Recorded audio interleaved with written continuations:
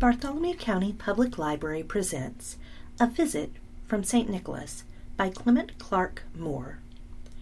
'Twas the night before Christmas, when all through the house not a creature was stirring, not even a mouse.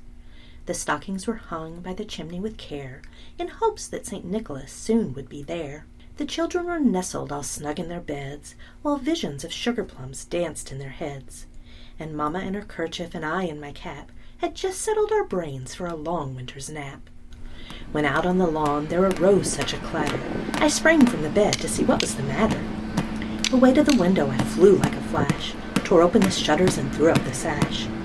The moon on the breast of the new-fallen snow gave a luster of midday to objects below, when what to my wondering eyes should appear but a miniature sleigh and 8 tiny reindeer.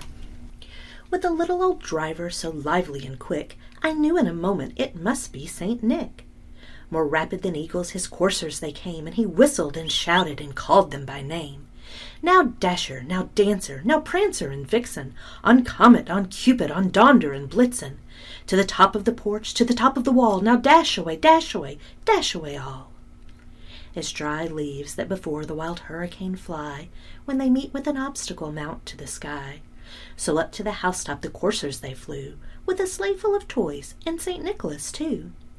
And then in a twinkling I heard on the roof the prancing and pawing of each little hoof. As I drew in my head and was turning around, down the chimney St. Nicholas came with a bound. He was dressed all in fur from his head to his foot, and his clothes were all tarnished with ashes and soot. A bundle of toys he had flung on his back, and he looked like a peddler just opening his pack. His eyes, how they twinkled, his dimples, how merry, his cheeks were like roses, his nose like a cherry. His droll little mouth was drawn up like a bow, and the beard of his chin was as wide as the snow. The stump of a pipe he held tight in his teeth, and the smoke it encircled his head like a wreath. Hey, you can't smoke in here. What are you doing? Well, it's not a real pipe. He had a broad face and a round little belly that shook when he laughed like a bowl full of jelly.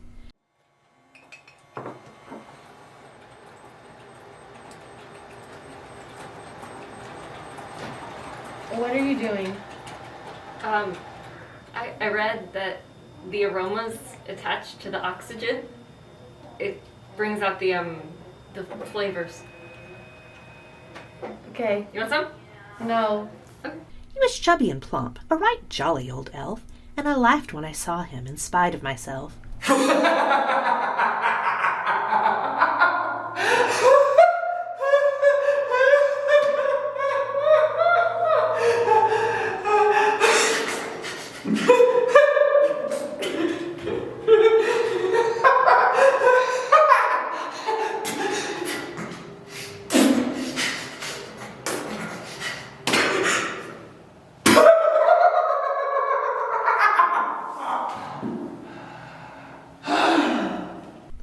A wink of his eye and a twist of his head soon gave me to know I had nothing to dread.